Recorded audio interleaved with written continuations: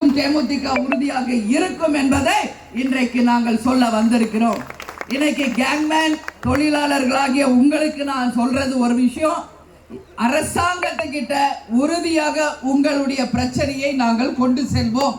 இன்னைக்கு வந்தோம், இந்த ஆர்ப்பாட்டத்தில் கலந்து கொண்டோம், உங்களுக்கு ஆதரவு தெரிவிச்சோம் என்பது மட்டும் கிடையாது. உறுதியாக இப்ப தலைமை கழகத்தில் இந்த முடிச்சோன்னு ஆபீஸ்க்கு தான் போவேன்.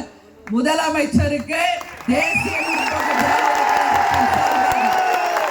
உங்கள் கோரிக்கைகளை நிச்சயமாக எழுதி முதலமைச்சருடைய கவனத்திற்கு நாங்கள் கொண்டு செல்வோம் என்பதை உங்களுக்கு முதல் உறுதியாக இந்த நேரத்தில் சொல்றேன். இன்னைக்கு கேப்டன் வந்து பாத்தீங்கன்னா, படித்த படிக்காத இளைஞர்களுக்கு வேலை வாய்ப்பை உருவாக்குவேன் என்று சொன்ன ஒரு தலைவர். படித்தவர்கள் இருக்காங்க, படிக்காதவங்க இருக்காங்க. அப்ப படிக்காதவர்களுக்கு இங்க என்ன வேலை இருக்கு? அப்ப படிக்காதவங்களை அப்படியே விட்டுற முடியுமா? ஏன் அவங்க நம்ம தமிழ் சொந்தம் இல்லையா? நம்ம தொப்புள் கொடி உறவு இல்லையா? அதனாலதான் தலைவர் சொன்னாரு, படித்த படிக்காத இளைஞர்களுக்கு வேலை வாய்ப்பை உருவாக்குவோம் என்று. எப்ப சொன்னார்?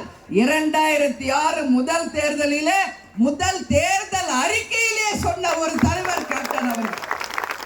இன்னைக்கு படிக்காதவர்கள் ஏராளமான இளைஞர்கள் இருக்காங்க. இன்னைக்கு விவசாயம் நெசவு என்று ஒரு பக்கம் இருந்தாலும்